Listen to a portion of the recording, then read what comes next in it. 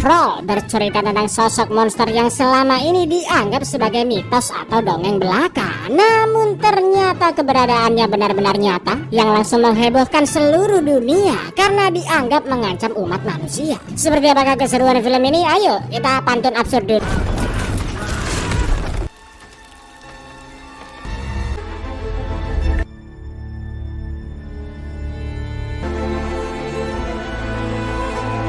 Film dimulai dengan seorang gadis bernama Nora bersama ayahnya Tobias sedang memanjat lembah Romsdalen di Norwegia sampai ke puncaknya yang dijuluki Puncak Troll. Sesampainya di atas, mereka pun ngobrol ngalor ngidul dan membahas dongeng tentang asal-usul lembah tersebut. Diceritakan zaman dahulu kala terdapat 13 troll yang kobam dan mereka berubah menjadi batu karena terkena sinar matahari terbit. Sampai akhirnya entah halu atau memang benar-benar nyata, Nora melihat ceplakan wajah troll di lembah itu. Dan inilah troll, jangan hilangkan R-nya. Solstrålen gjorde den til stein, og nå er det fjell, og bla bla bla. Oi, lyset. 20 tahun kemudian di pantai Atlantik sisi Norwegia bagian barat laut, Nora yang sudah menjadi profesor paleontologi ternama atau ahli dalam bidang perfosilan bekerja selama 6 bulan lamanya untuk mencari fosil dinosaurus yang dipercaya ada di sekitar sana. Semua timnya sudah mulai menyerah sedangkan Nora masih terus menggali karena dia sangat yakin fosil yang dicarinya benar-benar ada. Sampai akhirnya kerja keras Nora tidak sia-sia, dia benar-benar berhasil menemukan tulang belulang dinosaurus tersebut. Di lain sisi, tempat para pekerja proyek sedang membangun jalur kereta yang melewati Gunung Dovre, terlihat masyarakat sekitar berdemo karena para pekerja dianggap telah merusak alam. Jelas mereka nggak peduli dan peledakan gunung terus dilakukan. Lalu tiba-tiba saat mengecek ke dalamnya, terdengar raungan yang sangat mengerikan dan yang terjadi karena terjadi getaran hebat, markas angkatan bersenjata Norwegia pun mengirimkan 2 pesawat tempur untuk mengecek gunung tersebut. Terlihat lubang besar yang sangat janggal, juga ada beberapa cekungan besar di tanah yang kalau diperhatikan lur sangat mirip dengan jejak kaki raksasa. Merasa ada sebuah ancaman mengerikan, jenderal pun meminta pasukannya untuk menjemput seorang ahli yang bisa meneliti insiden itu, yang tak lain tak bukan adalah Nora. Singkat cerita, sesampainya di Oslo, Nora bertemu dengan penasehat Perdana Menteri bernama Andreas yang langsung membawanya ke sebuah ruangan penuh dengan para pejabat negara dan ahli-ahli lainnya. Di sana mereka membahas penyebab lubang besar dan juga cekungan yang terjadi di gunung. Ada yang berteori karena resapan air lah, gas metana bawah tanah lah. Namun dengan santainya Nora mengatakan jika siapapun bisa menyimpulkan jika cekungan itu adalah sebuah jejak kaki. Meskipun tidak ada makhluk sebesar itu di ilmu paleontologi, tapi Nora yakin itu pasti jejak kaki. Beberapa orang di sana pun menertawakan Nora, namun tiba-tiba salah satu hacker di sana bernama Sigrid menunjukkan sebuah video sangat mengerikan yang berhasil diretas dari salah satu handphone pengunjuk rasa, di mana terdengar sangat jelas suara raungan yang disusul hancurnya terowongan kereta dan batu-batu pun berhamburan mengenai orang-orang.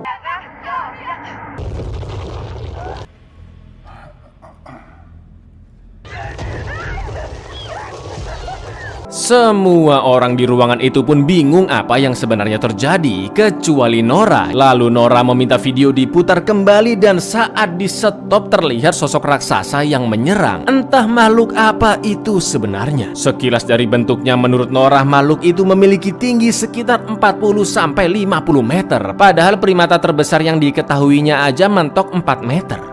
Di lain tempat, sepasang sejoli mbah-mbah yang sedang menikmati teh sisri panas, tiba-tiba mereka mendengar bunyi langkah kaki layaknya T-Rex yang sampai membuat riak di air tehnya. Karena langkah itu semakin lama semakin dekat, si kakek pun membawa istrinya bersembunyi di dalam basement. Lalu ketika dentuman sudah berhenti dan mereka kembali ke atas, wow, sebagian rumah mereka bukan hancur lagi tapi hilang lur.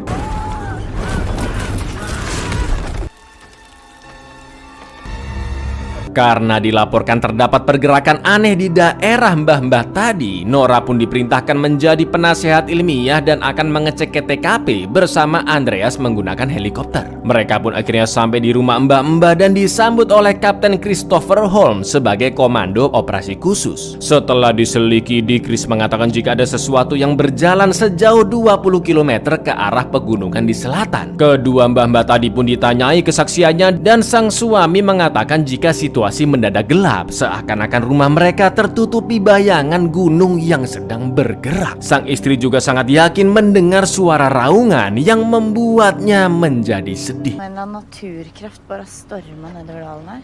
En sørgelig melodi.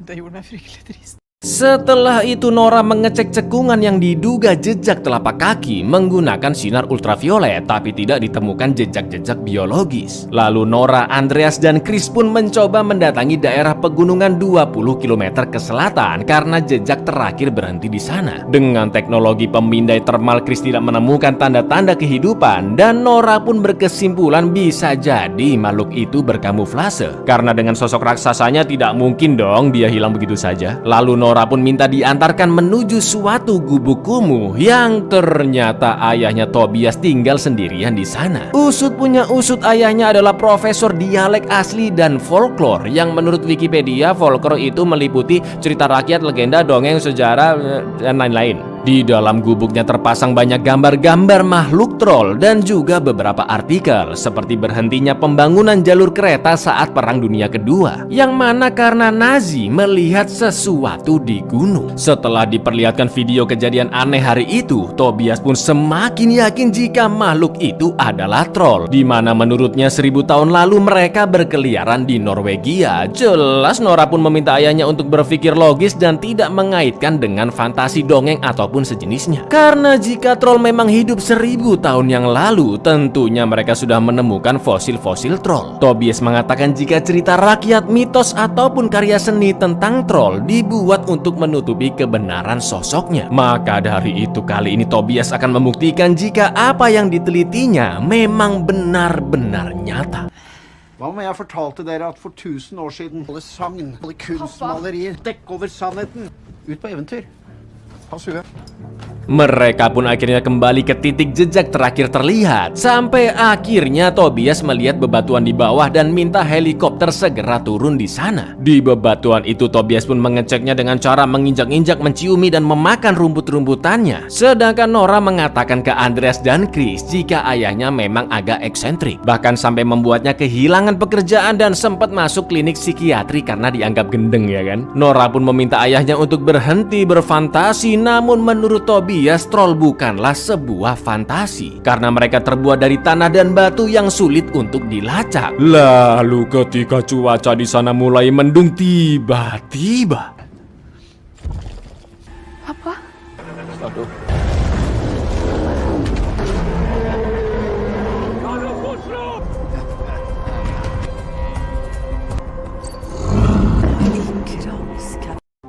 Kan betapa besar dan mengerikannya troll yang ternyata selama ini benar-benar ada. Sesampainya di camp militer, mereka pun zoom meeting bersama para pejabat yang tentunya Tobias dimaki-maki dan dianggap tidak waras karena menganggap makhluk itu adalah troll. Maka dari itu Perdana Menteri pun menyerahkan seluruh operasi kepada militer. Nora pun memohon kepada Chris agar diizinkan pergi ke lokasi troll untuk pengamatan lebih lanjut. Untungnya Chris masih berbaik hati mengizinkan mereka dan sekompi tentara pun langsung menuju TKP. Vi skal ikke gå i veien. Vi skal bare observere.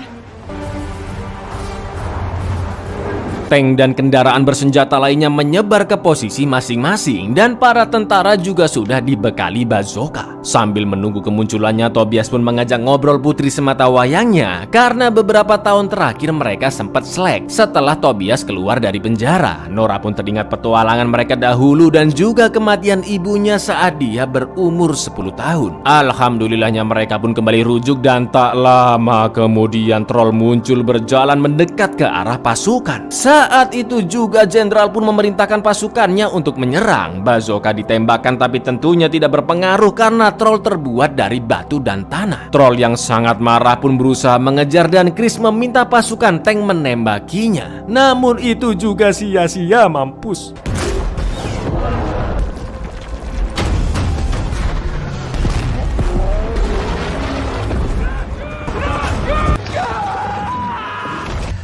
blodet. Dengan nekatnya Tobias berusaha mengajak troll berbicara dan ternyata cara itu bisa menenangkannya. Tapi tiba-tiba salah satu tank menembak dari jauh yang langsung membuat troll sangat murka dan tanpa sengaja menendang Tobias.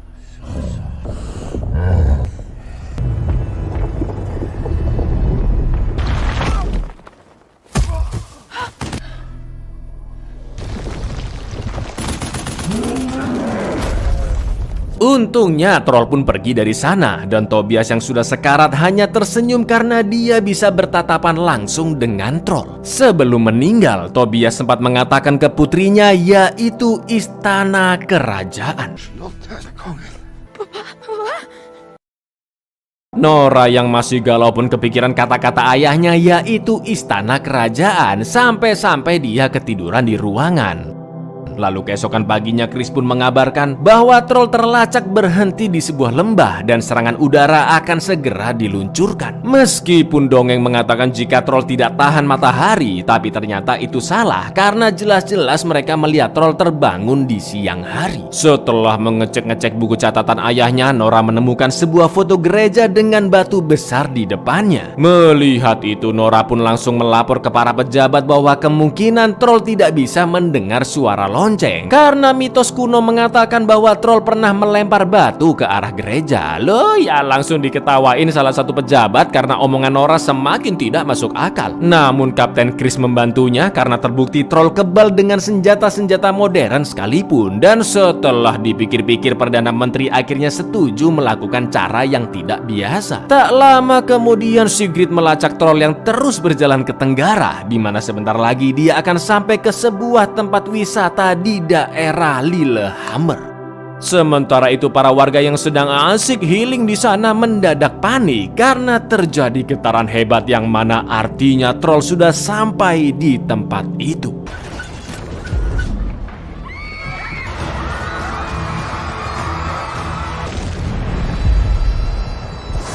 Dari kejauhan terlihat 4 helikopter yang mendekat dengan membawa lonceng. Mereka pun terus mengelilingi troll sambil membunyikan lonceng dan ternyata benar cara itu berhasil. Troll merasa terganggu dengan suara yang mendengung di kepalanya, namun dia masih bisa melawan balik. 3 helikopter pun dihancurkan dan ketika salah satunya akan menimpa seorang bocil, anehnya troll membantu menyelamatkannya. Tersisa 1 helikopter yang ditumpangi oleh Nora, Andreas, dan Chris yang langsung menjauh dari troll.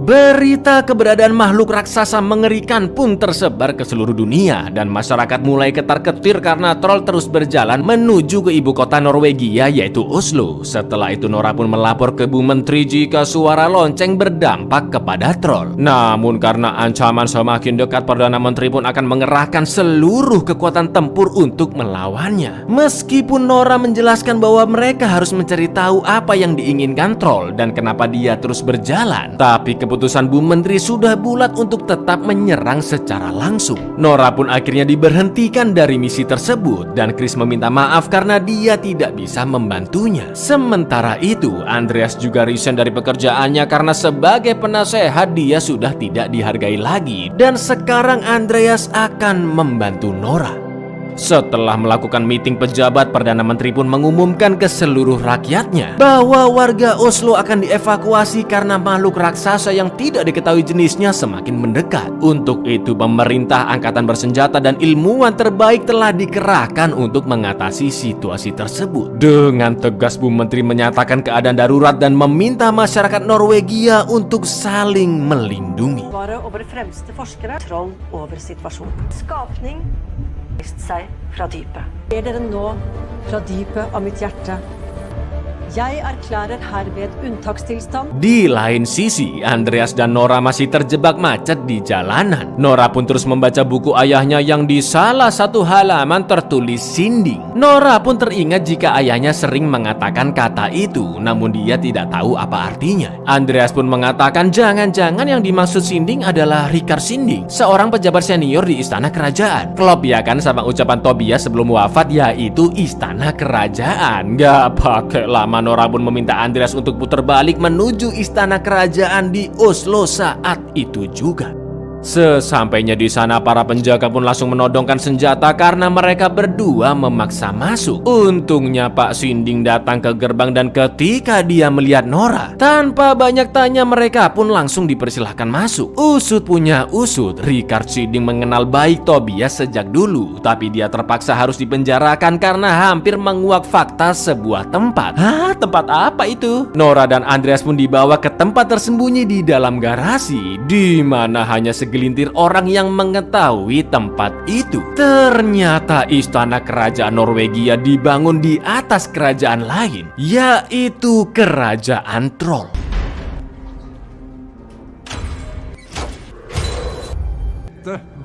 Sinding pun menjelaskan bahwa dahulu kala pada tahun 1000-an Raja Norwegia bernama Saint Olaf membinasakan kaum troll saat kristenisasi Norwegia karena dianggap tidak sesuai dengan keyakinan baru tersebut. Namun ada satu anak troll yang diselamatkan dan sengaja dipenjara ke dalam Gunung Dovre lalu dibiarkan mati. Namun sayang ternyata troll itu masih hidup sampai sekarang ya kan. Nora pun berkesimpulan jika troll terus berjalan ke pusat kota karena ingin kembali pulang ke rumahnya atau ke kerajaannya. Sampai akhirnya ketika Nora mengecek tulang-tulang di sana dengan ultraviolet, terlihat tulang yang berubah menjadi batu. Itu artinya dongeng masa kecil benar adanya. Troll bisa berubah menjadi batu jika terkena matahari. Nora pun sadar jika troll bisa terbangun di siang hari sebelumnya karena saat itu cuaca lagi mendung.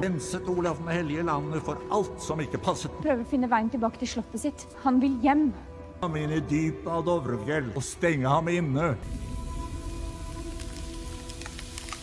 Sementara itu di jalanan kota, pasukan militer yang bersiaga langsung menembaki troll yang semakin mendekat. Namun jelas bukan tandingannya sama sekali. Troll menghancurkan mereka semua dan berhasil menerobos barikade. Para pejabat yang semakin ketakutan pun berencana akan merudalnya dan Andreas yang mengetahui kabar tersebut meminta bantuan Sigrid untuk meretas sistem pesawat agar rudal bisa dibatalkan. Setelah itu Nora menelpon Chris untuk menyampaikan rencananya dan jangan sampai ketahuan para pejabat. Karena tidak mungkin mengerahkan orang-orang militer, Chris pun langsung mengontak teman-temannya di pasukan pertahanan untuk berkumpul di suatu tempat yang aman.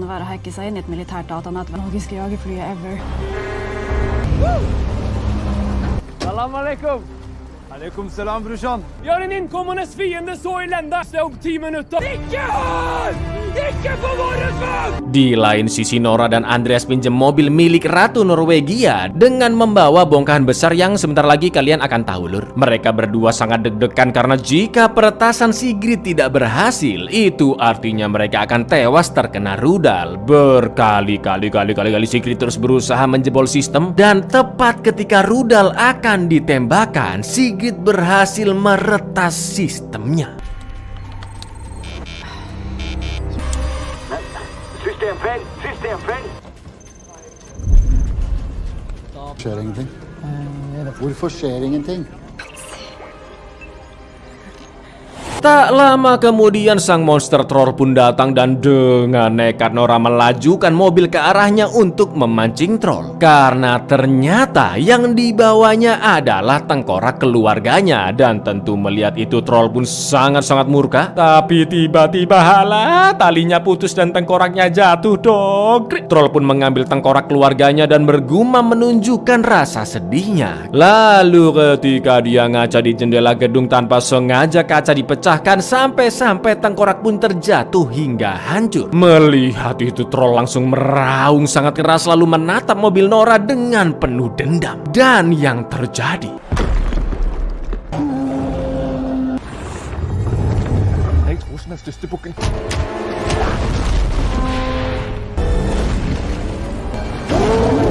di di kantor pusat. Sayangnya Sigrid ketahuan, sistem pun kembali diaktifkan dan perintah merudal troll langsung dijalankan. Sementara itu Nora dan Andreas terpaksa keluar dari mobil karena troll berhasil mengejar mereka. Alhamdulillahnya mereka sudah sampai di lokasi. Troll yang mengamuk pun akan menginjak Nora, namun untungnya Chris and the gang mengalihkan perhatiannya. Rencana mereka pun berhasil. Troll yang terpancing ke sana tidak bisa berkutik sama sekali karena dikelilingi oleh sinar ultraviolet jumbo yang dibawa pasukan. Sedangkan rudal pesawat juga dibatalkan oleh jenderal karena di sana banyak warga sipil. Sampai akhirnya salah satu pejabat yang rese dan paling ngotot dari awal film memaksa rudal tetap diluncurkan. Lalu yang terjadi,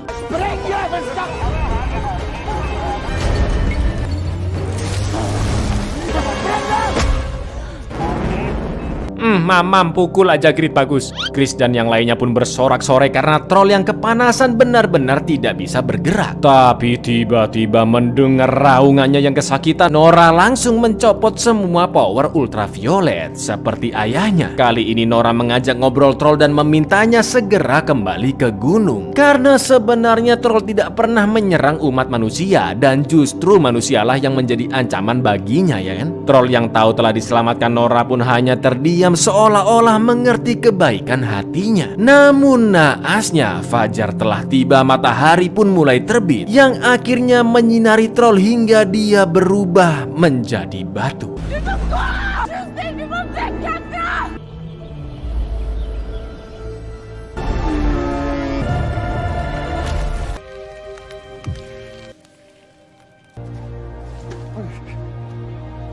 Meski merasa terpukul dengan kematian troll, tapi bagaimanapun Nora harus mengikhlaskannya demi kebaikan manusia. Tak lama kemudian Perdana Menteri dan pejabat lainnya pun datang untuk mengucapkan selamat dan berterima kasih atas perjuangan Nora. Di akhir film, Andreas bertanya kepada Nora apakah mungkin ada troll lain yang bersembunyi di dalam goa. Dan Nora pun hanya terdiam. Professor Friedman, jeg vet ikke hva jeg skal si. Tror du det finnes flere der ute? Ei hula dypt under et eller annet.